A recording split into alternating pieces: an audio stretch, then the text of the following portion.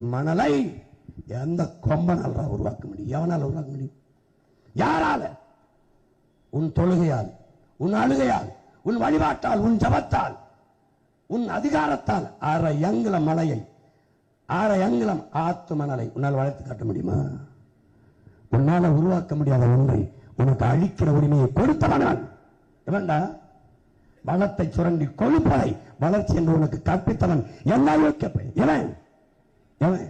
இந்த பூமி ஒண்ணுதான் உன் சந்ததியோடது. நீ ஒரு ஸ்ட்ராங்கர், வழிபோக்கன், வாந்தியா இருந்துட்டு போகணும். வாடகை வீட்டில் குடியிருக்கிறாய்.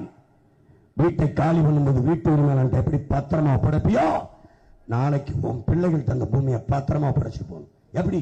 குடிக்க நல்ல நீர், சுவாசிக்க நல்ல காற்று, மலை, ஆறு, அருவி எல்லாத்தையும் அப்படியே வச்சுட்டு போகணும். வச்சிருக்கியா? நீ வச்சிருக்கிய?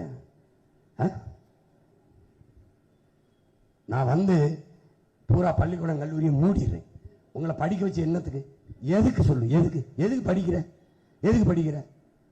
குடிக்க வச்சு கொள்றவனுக்கு ஓட்ட போடுற உனக்கு எதுக்குடா படிப்பு? எதுக்கு படிப்பு? உனக்கு தெரியாது.